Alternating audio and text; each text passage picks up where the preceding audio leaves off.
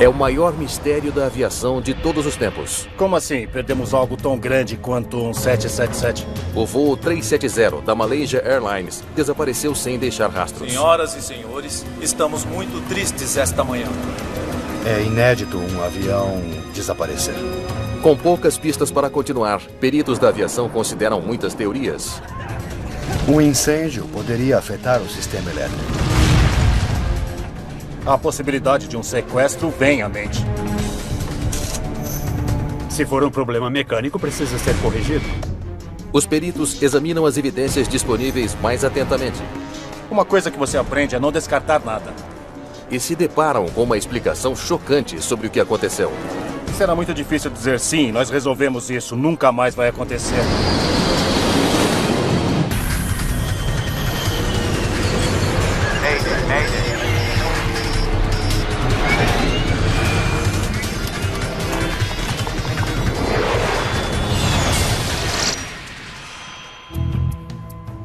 Essa história é baseada em relatos oficiais e depoimentos de testemunhas.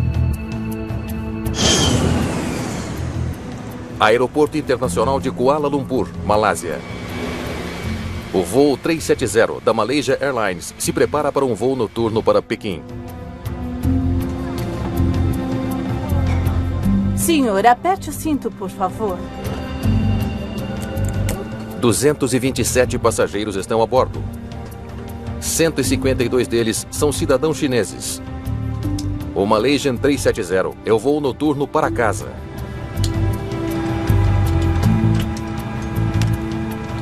Bombas de combustível? Na cabine, Confere. o comandante Zahari Ahmad Shah está no comando.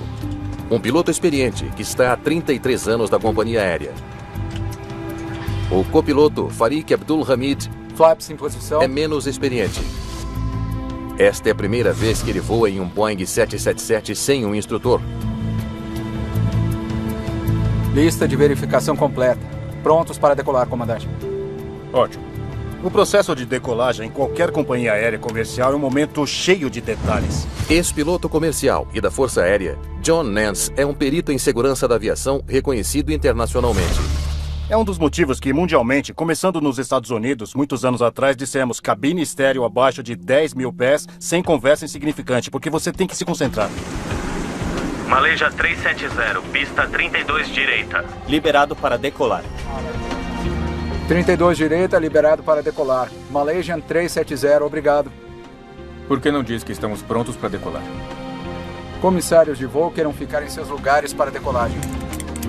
40 minutos após a meia-noite, o voo 370 recebe liberação para decolar. Muito bem, vamos lá. A tripulação monitora a velocidade ao acelerarem pela pista. V1. Alternar. A decolagem parece rotineira. Conforme o avião sobe, o controlador direciona a tripulação para um waypoint, ponto fixo de navegação chamado Igari. Malaysia 370, vire à direita para Igari.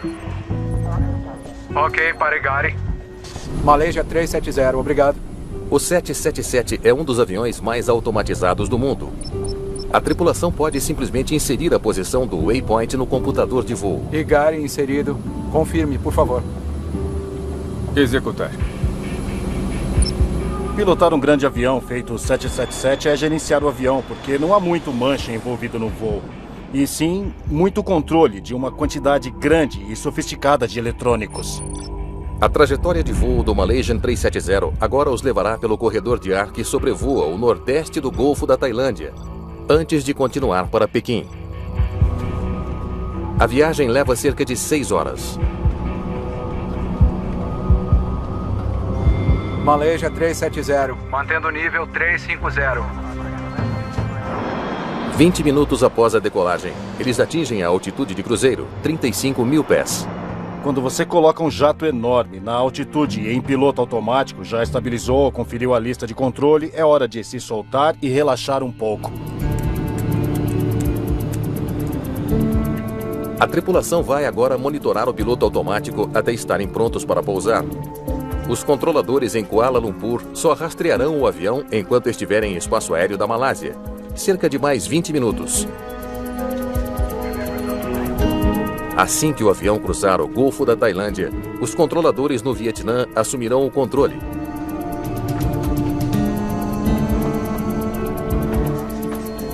O controlador em Kuala Lumpur faz uma última transmissão a 1h19 da manhã.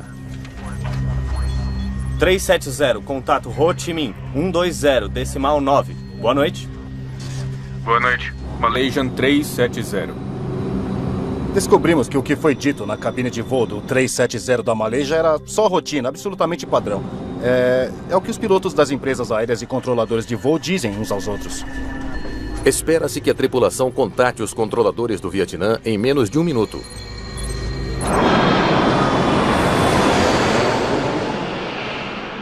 Mas 19 minutos depois, nenhuma notícia do voo 370. Malaysia 370, aqui é o Ho Chi Minh. Queira contatar o controle. Malaysia 370. Os controladores do Vietnã e da Malásia tentam desesperadamente contatar o avião desaparecido. Malaysia 370, está me ouvindo? Malaysia 370, aqui é Kuala Lumpur. Está me ouvindo? Não há resposta da cabine e nenhum sinal do avião no radar. O voo 370 desapareceu sem deixar rastro. É sem precedentes um avião desaparecer do radar dessa maneira. E sem qualquer explicação. Malcolm Brenner é reconhecido como um dos principais especialistas do mundo em causas de desastres da aviação.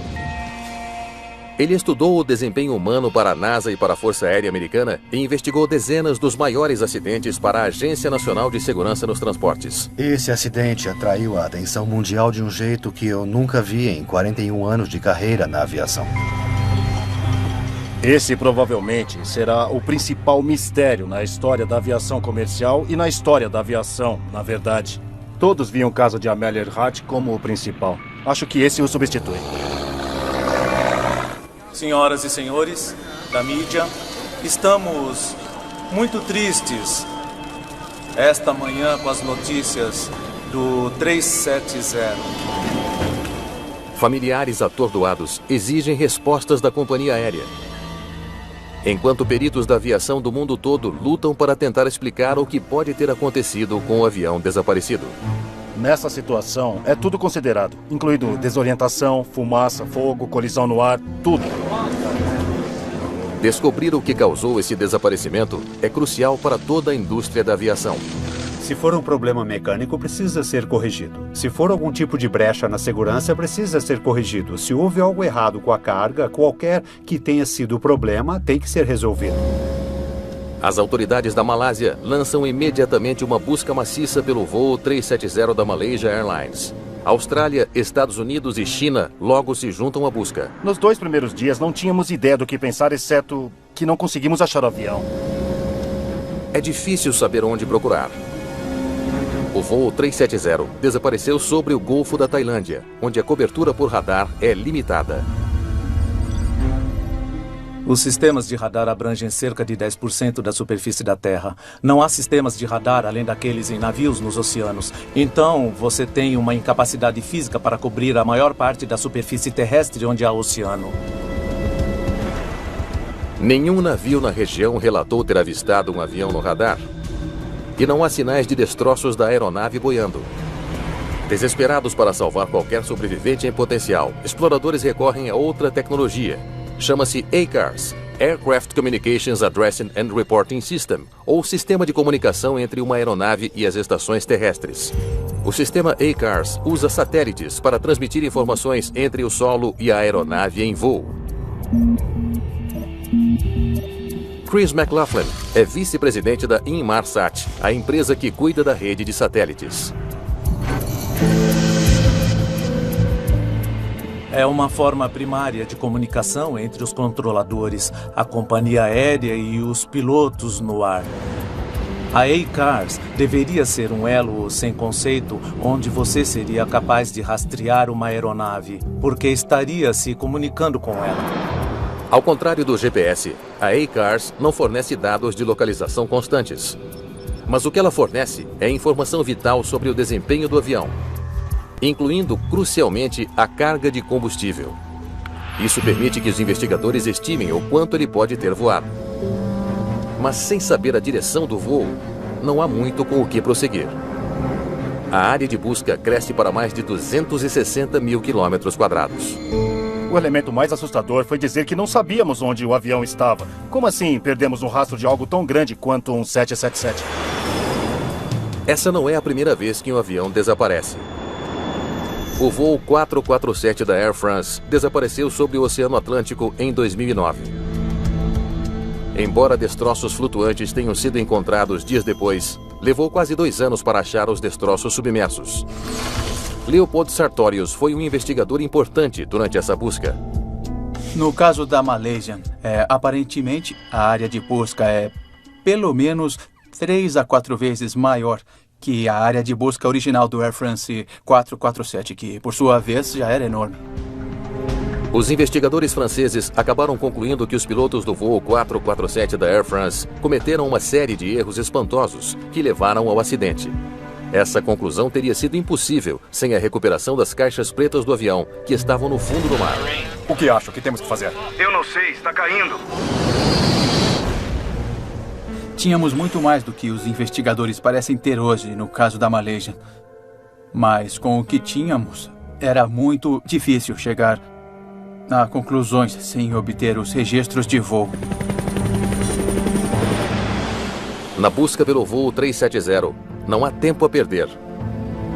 Correntes marítimas podem estar movimentando as caixas pretas, ou pior, enterrando-as sob o silt. Uma revisão cuidadosa do manifesto de passageiros pela polícia da Malásia levanta uma questão alarmante. 2 passageiros entraram no avião ilegalmente. Logo no início dos casos, concluímos que passageiros usaram passaportes roubados e que estavam no banco de dados da Interpol como passaportes roubados. De repente, parece possível que o voo 370 não tenha caído. Talvez os sequestradores tenham assumido o controle do avião.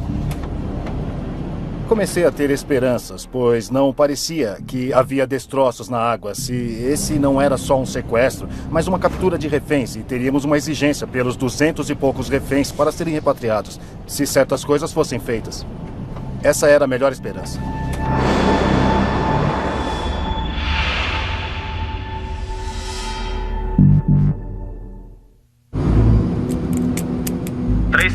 Contate Ho Chi Minh 120, decimal 9. Boa noite. Boa noite, Malaysian 370. Desde o 11 de setembro, sequestros em pleno ar são extremamente improváveis. Quer que eu pegue um café para você? Não, obrigado. Mas não impossíveis. Uma coisa que você aprende em qualquer forma de investigação de acidente é não descartar nada.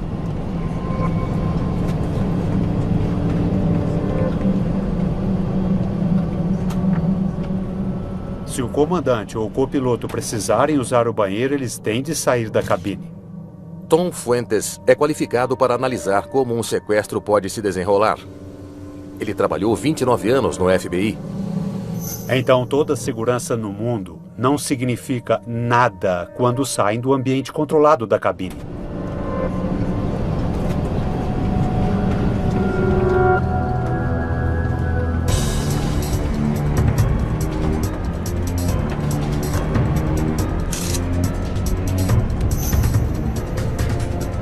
Leve-me à cabine, ou eu te mato. Está bem, está bem. Fique calmo. Não machuque ninguém. O que você quer? Abra a porta da cabine. Está bem. Agora. Está bem. A falta de qualquer exigência seria incomum, mas sequestros nem sempre seguem um esquema. O desaparecimento do voo 370 poderia ser um caso de sequestro que saiu errado? Sempre existe possibilidade de que tenha sido o plano do Malaysian, ele falhou. Que por um ou outro motivo não saiu conforme o esperado, e esse é um dos motivos de ser difícil de entender. Um sequestro que falhou aconteceu em 1996 a bordo da Ethiopian Airlines, voo 961. O Boeing 767 fazia uma viagem de rotina de Addis Abeba para a Costa do Marfim, quando 3 jovens etíopes agiram.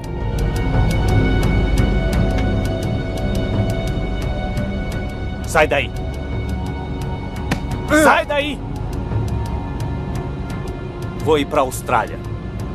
O quê? Leve-nos pra Austrália. Não temos combustível para chegar até a Austrália. Temos uma bomba. Se você não fizer o que a gente mandou, a gente vai explodir esse avião. Só temos 2 horas de combustível. Os sequestradores não acreditaram no comandante quando ele disse que o 767 estava ficando sem combustível. 3 horas depois, perto das Ilhas Comores, o jato atingiu a água a mais de 370 km por hora.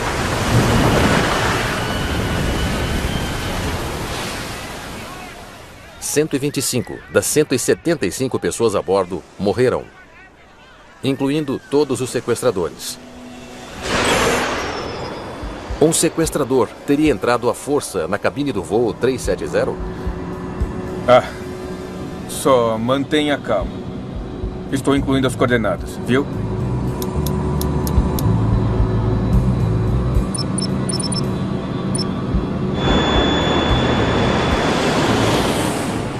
Achei que havia uma possibilidade muito forte de que, se o avião tivesse feito a volta, ele poderia ter caído na floresta da Malásia ou na floresta da Indonésia. Se ele atravessou toda a vegetação até um pântano, que evitaria que o fogo fosse encontrado, seria bem fácil para um avião cair na floresta e não ser encontrado. Agências do mundo todo procuram registros de radar atrás de pistas. E então, em 11 de março... Boa noite, senhoras e senhores. 3 dias depois do desaparecimento, as Forças Armadas da Malásia liberam dados de radar que parecem sustentar a teoria de sequestro. 3 minutos depois da última comunicação por rádio, o voo 370 fez uma curva acentuada e saiu do curso. No momento em que pareceu que havia um traço vago desse avião fazendo uma curva à esquerda, logo após a última comunicação por rádio com o controle de tráfego aéreo, a possibilidade de sequestro parece real. Você faz o que eu mando ou ele morre. Essa possibilidade parece ainda mais provável quando fotos de um voo anterior com o Farid Hamid como copiloto levantam especulações de que ele não costumava manter a cabine protegida. Se você tem uma tripulação que, digamos, seja propensa a violar as regras e deixar alguém ir até lá para ser camarada, podem abrir a porta para qualquer um. Pode ser uma garota bonita, mas essa garota bonita pode também ter um cúmplice e uma arma na bolsa. Eles podiam ter uma arma pequena, de algum tipo, ou fingir ter uma arma. Eles entram lá e, sabe, eles têm o que precisam. Leve o avião para a Austrália. Ou mato vocês!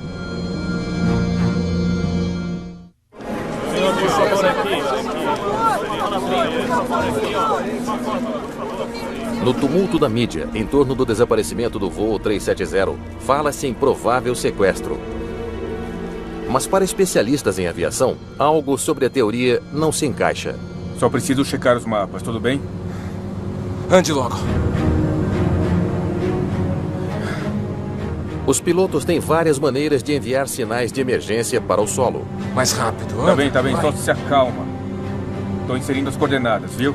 Você tem rádios para falar, você tem frequências de emergência, pode colocar algo no sistema iCars e digitar, e você tem um código que pode inserir no transponder que avisa imediatamente ao mundo da aviação que você foi sequestrado.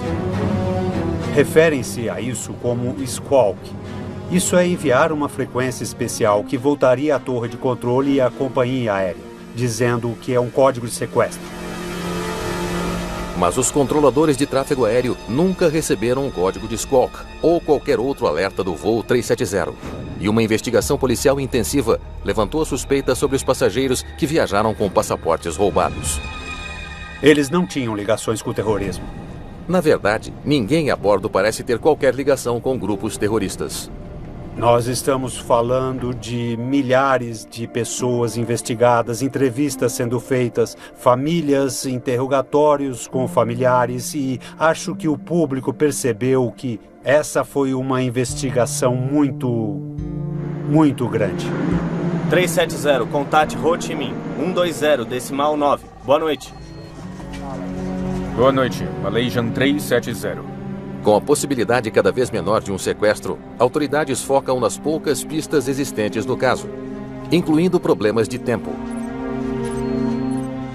2 minutos após a última comunicação de voz da cabine, o transponder do voo 370 é cortado. Os transponders transmitem informações como o número do voo e a posição para os controladores no solo. Perder esse sinal dificulta rastrear o avião. Ainda mais preocupante, poucos minutos depois de o transponder sumir, o sinal do sistema ACARS também é desligado. Desligar o transponder é extremamente direto, extremamente simples, até em um jato sofisticado como o 777. Agora, desligar um ACARS não é tão simples. Requer muito conhecimento.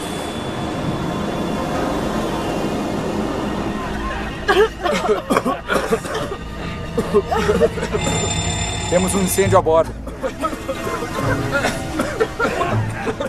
Depois de um tempo, só há duas teorias a serem analisadas. Uma é que foi um ato proposital e a outra é que foi uma emergência. Socorro! Permaneça sentado e use isso para respirar. Estamos perdendo muitos sistemas aqui. Um incêndio a bordo é uma das emergências mais catastróficas que a tripulação pode enfrentar. O transponder desligou. Eu tenho uma falha no sistema hidráulico. Ele pode danificar vários sistemas, incluindo os eletrônicos. Perdemos o ACARS. Às vezes, colocar máscaras. De maneiras imprevisíveis.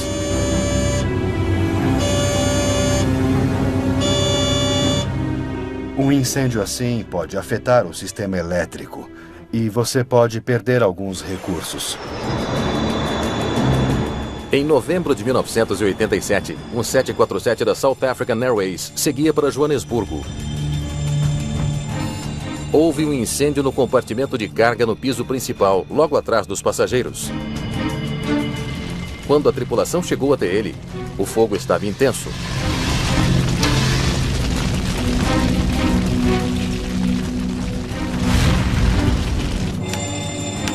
Verifique o painel dos disjuntores também. O comandante iniciou um pouso de emergência. Maurício, Springbok 295. Springbok 295, Maurício. Bom dia, prossiga. Bom dia, temos um problema de fumaça e estamos fazendo uma descida de emergência para nível 15. Uma fumaça densa tomou conta da cabine e o comandante perdeu o controle de instrumentos importantes. Perdemos muitos equipamentos eletrônicos, não temos nenhum controle da aeronave. O 747 sul-africano não chegou ao destino. 159 pessoas morreram quando o avião atingiu o Oceano Índico. O manifesto de carga do voo 370 da Malaysia Airlines revela que ele carrega uma carga potencialmente perigosa. 220 quilos de baterias de íon lítio altamente inflamáveis. É possível que tenham iniciado um incêndio catastrófico?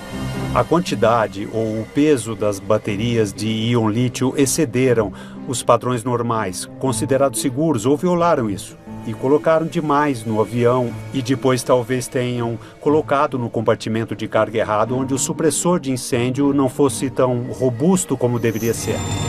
Temos um incêndio a bordo. Mayday, aqui é o Malaysian 370. Temos um incêndio a bordo.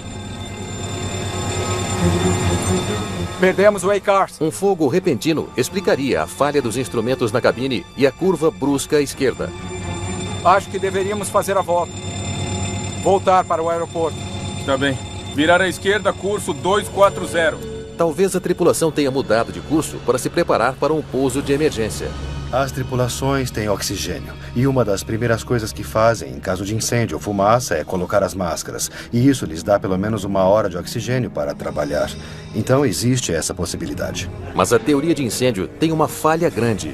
O problema principal com o cenário de incêndio, pouco provável, é que não houve chamado no rádio. O alarme de incêndio no compartimento de carga deveria ter soado antes de o fogo se espalhar. A primeira coisa que vou fazer é colocar a máscara de oxigênio, me certificar de que o meu colega coloque também a máscara de oxigênio. Vamos declarar emergência, daremos volta no avião imediatamente e procuraremos o aeroporto mais próximo. Há outro motivo para duvidar de incêndio no voo 370. Em Londres, um pequeno grupo de engenheiros da Inmarsat fez uma descoberta assustadora. A equipe começou a procurar no domingo e inicialmente achou algo que não podia acreditar. O que descobriram lança uma nova luz preocupante nos eventos misteriosos a bordo do voo 370. Os técnicos da Inmarsat fizeram uma descoberta impressionante. Nos dados ACARS, eles descobriram uma série de sinais automatizados chamados de apertos de mão, recebidos do voo 370 tempos depois do suposto acidente. Isso é feito por um aperto de mão invisível ou ping entre a rede de computadores e a unidade em si. O computador ACARS do avião continuou a responder os pings automatizados da estação em Inmarsat em solo a cada hora das 2h25 até as 8h19 da manhã. A aeronave continuou a enviar sinal de solicitação de serviço. Não por minutos após a perda, mas por 7 horas depois de desaparecer do sistema de radar. A descoberta significa que o voo 370 não caiu no Golfo da Tailândia, mas que ficou no ar por mais 7 horas.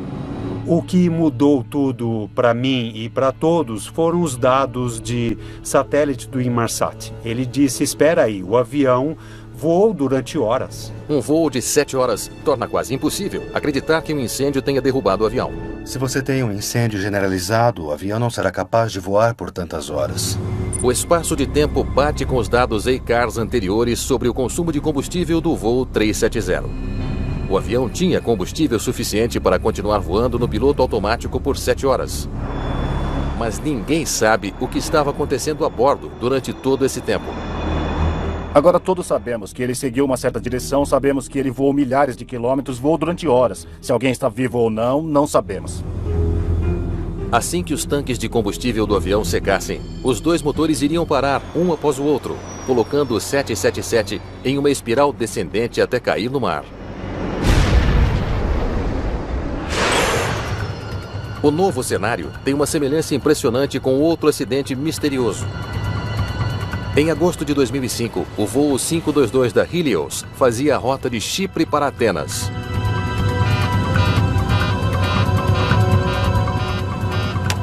Operações, aqui é o voo 522, câmbio.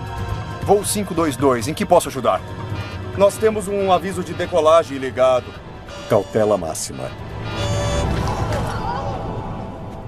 Na cabine, as máscaras de oxigênio caem de repente. Para os pilotos, os alarmes não faziam sentido. E então o avião ficou mudo. 1h30 depois, a Força Aérea Grega enviou 2 caças para investigar. Eles avistaram alguém curvado sobre os controles no banco do copiloto. Mas nenhum sinal do comandante. Controle, tem uma pessoa na cabine do Helios 522.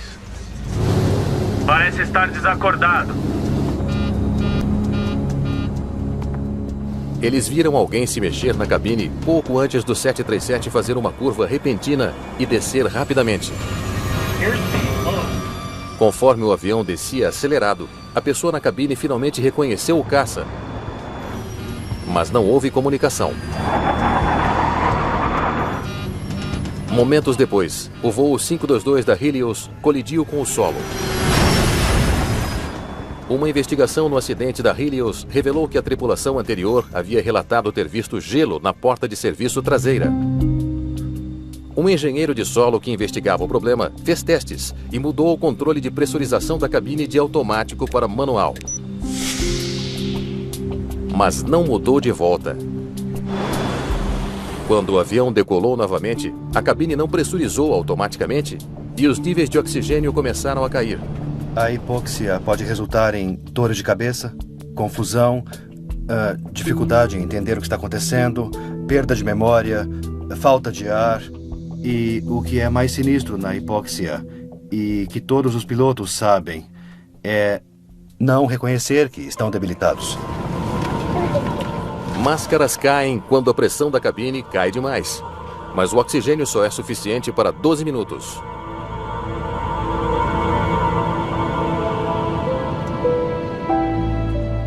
Privados lentamente do oxigênio, os passageiros e a tripulação acabaram adormecendo. Todos no avião estavam inconscientes, com exceção de um comissário de bordo que, de algum modo, tinha recebido oxigênio. Quando esse comissário de bordo chegou até a cabine, o avião estava sem combustível. Não havia como ele salvar o avião.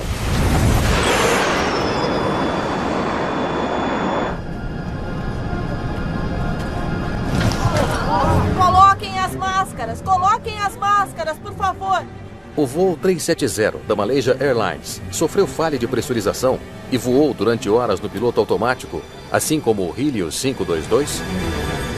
Geralmente, um avião fica no piloto automático durante a maior parte do voo. Então, caso ambos os pilotos não possam mais pilotar o avião, o piloto automático faz o que eles deveriam fazer.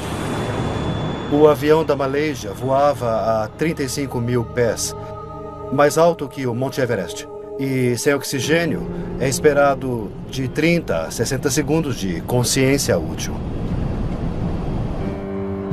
Um relatório do Conselho Australiano de Segurança no Transporte ajuda a reduzir a área de busca com a descoberta de que o curso em linha reta nas horas finais é compatível com um evento de hipóxia a bordo.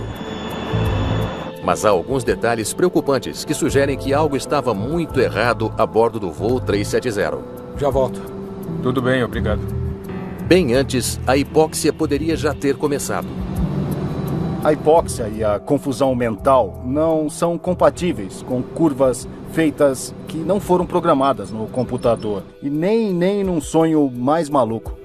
Uma análise cuidadosa das evidências revelou que o voo 370 fez 3 curvas por 1h30 depois do último chamado pelo rádio. Primeiro, uma curva para a esquerda. Depois, mais 2, levando o avião para o oeste. E depois para o sul em direção à Antártica.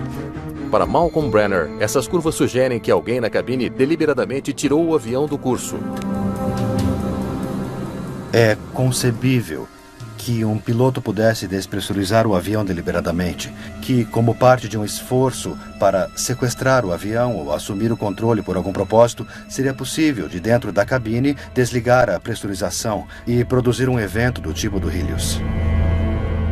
A grande questão agora é: quem fez as curvas misteriosas? E por quê? 370, contate Ho Chi Minh, 120, decimal 9. Boa noite. Boa noite, Malaysian 370. Os investigadores tentam explicar uma série de curvas misteriosas feitas pelo voo 370 depois da última chamada por rádio. Que estranho.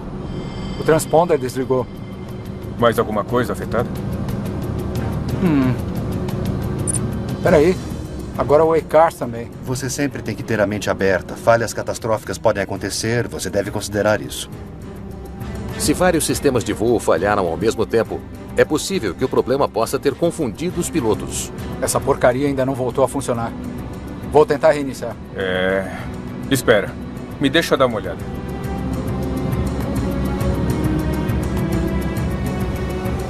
A nossa altitude é essa? Droga!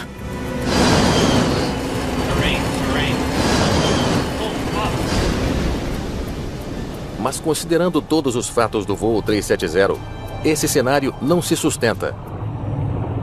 O 777 é projetado para ter múltiplos suportes de segurança, tornando extremamente improvável que tantos sistemas possam ter falhado, colocando o voo em perigo.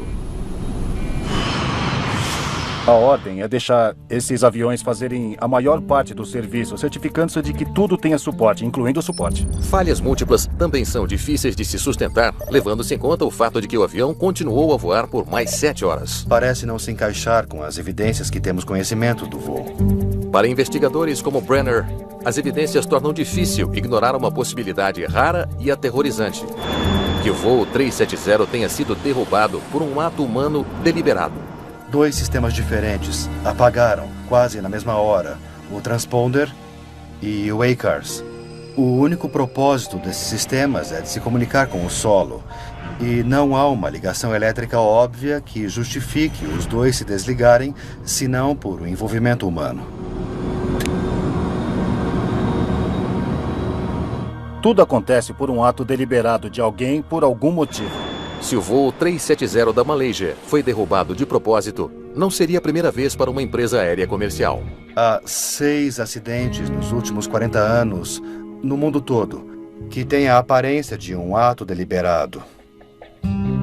Em vários casos, eles parecem ser impulsivos, mas em 2 casos, parece que os pilotos, embora tivessem problemas psicológicos, teriam planejado cuidadosamente e quiseram deliberadamente esconder o fato de que o que iriam fazer era um crime. Essa foi a descoberta controversa de uma equipe de investigadores americanos após o trágico acidente do voo 185 da SeaCare. Serviremos o almoço em breve.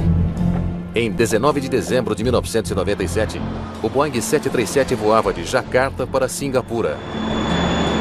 Boa tarde, senhoras e senhores. Aqui é o comandante. Meu nome é Zhu Weiming. Na cabine comigo hoje está o copiloto Duncan Ward.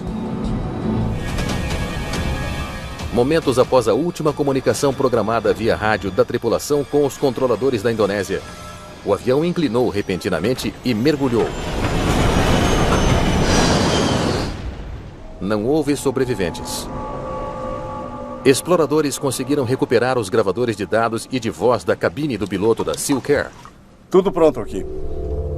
Mas as duas máquinas foram desligadas antes de o avião fazer o mergulho fatal. Tá bom. Quer água? Os investigadores descobriram que o piloto do avião, Zhu Weiming, havia perdido recentemente mais de $1 milhão no mercado de ações e deveria quitar a dívida quando voltasse para Singapura.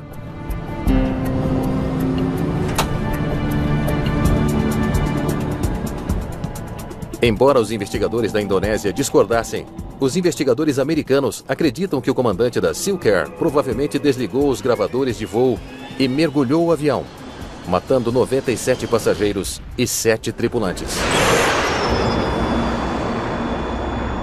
Malaysia 370, mantendo o nível 350. Alguns especialistas acreditam que o voo 370 também foi derrubado de propósito. Na minha mente, alguém fez isso e foi um piloto. Se foi um dos indivíduos encarregados de manter o avião seguro ou se foi alguém mais, isso não sabemos. Voando a 35 mil pés. Pode pegar um café para mim enquanto termino de checar isso aqui? Sim, comandante. O comandante do Malaysia 370 pode ter achado uma desculpa para tirar o copiloto da cabine. Já volto. Muito obrigado. O comandante do voo tem autoridade. Ele é o piloto no comando do voo. Ele pode direcionar o copiloto para voltar para a cabine por vários motivos, enquanto o copiloto não pode. Então, dentre os dois, o comandante teria mais atenção.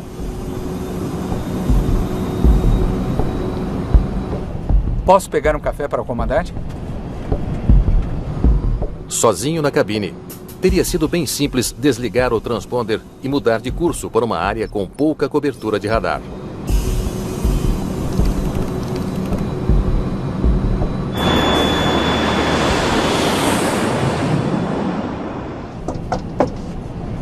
Ei, abra a porta.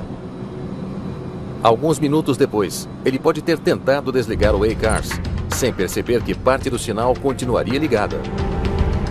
Tá tudo bem aí?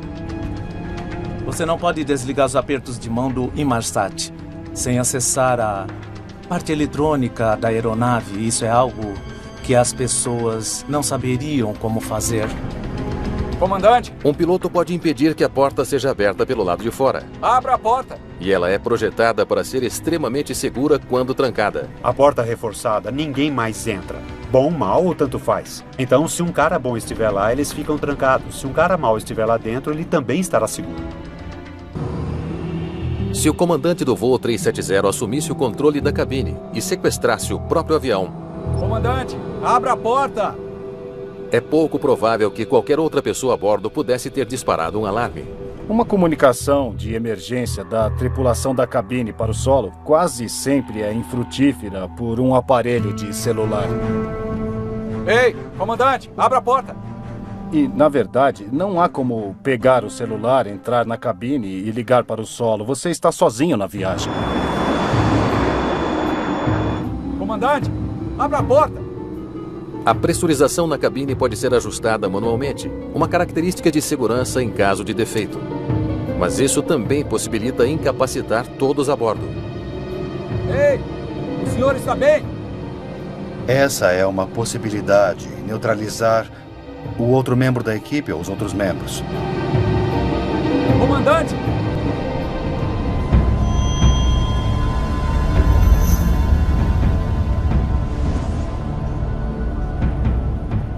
Qualquer um que não estiver no oxigênio pode ficar vulnerável.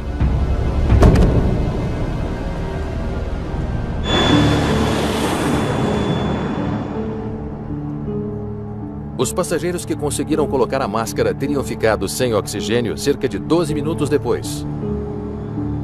Com passageiros e tripulação mortos, tudo o que resta é fazer o avião desaparecer. Na hora seguinte, o avião faz várias curvas que aparentam ser direcionadas por humanos e finalmente acaba voando rumo à Antártica, o que parece ser um grande esforço cuidadoso para evitar ser detectado. Sabe, eu acredito muito que com todas as evidências que pensamos ter, temos sempre de colocar essa advertência que quem quer que tenha feito isso tinha a intenção de fazer o avião e os passageiros simplesmente desaparecerem.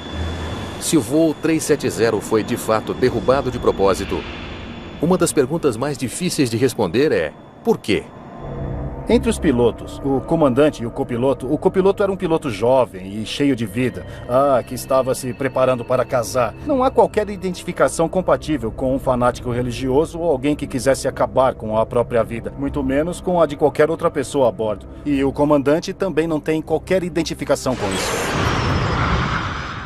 Malcolm Brenner acha que um evento de 1994 pode fornecer alguma compreensão. Para mim, o modelo mais claro é o exemplo da FedEx. E o único motivo que sabemos é que ele falhou. Um engenheiro de voo da FedEx, correndo risco de ser demitido por mentir, subiu a bordo de um DC-10 com armas escondidas. Ele tinha um histórico brilhante, era engenheiro, tinha um belo registro na Força Aérea, mas também tinha um histórico de problemas psiquiátricos. Pouco após a decolagem, ele entrou na cabine do piloto planejando matar a tripulação e derrubar o avião. Ele quase conseguiu. Após uma luta sangrenta, a tripulação conseguiu conter o agressor e pousar o avião. A Malaysia Airlines pode ser a última de um pequeno grupo de companhias aéreas que sofreram a tragédia de um piloto perturbado que planejou deliberadamente derrubar um avião comercial. Você pode ter alguém com motivação psiquiátrica, um esforço bizarro, mas ainda capaz de planejar a sangue frio e, em detalhes, uma maneira de cometer esse tipo de esforço. Então, lamento dizer, mas pode acontecer. A realidade difícil para investigadores e companhias aéreas é que falhas humanas podem ser praticamente impossíveis de prever. Se estamos lidando com seres humanos, estamos lidando com criaturas imperfeitas, que somos nós, e podemos aprender mais e deveríamos aprender mais sobre os sinais de alguém que possa fazer isso. Mas será muito difícil, se não impossível dizer sim, resolvemos isso, nunca mais vai acontecer. É provável que ninguém jamais saiba ao certo o que aconteceu a bordo do voo 370. Mas talvez a lição mais importante dessa tragédia já tenha sido aprendida.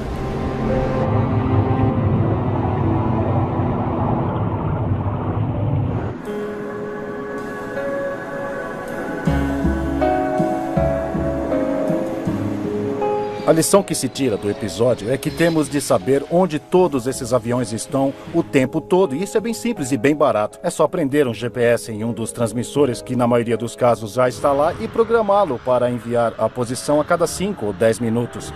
E se certificar de que ninguém no avião poderá desligá-lo. Talvez aconteça que as companhias aéreas irão decidir que vamos rastrear e fazer disso a diferença na maneira de vender os bilhetes. Talvez aconteça que a agência de aviação americana vá decretar isso. O mundo todo tem interesse no que aconteceu aqui e em descobrir o que aconteceu para começarmos a evitar isso e cuidar para que nunca mais volte a acontecer.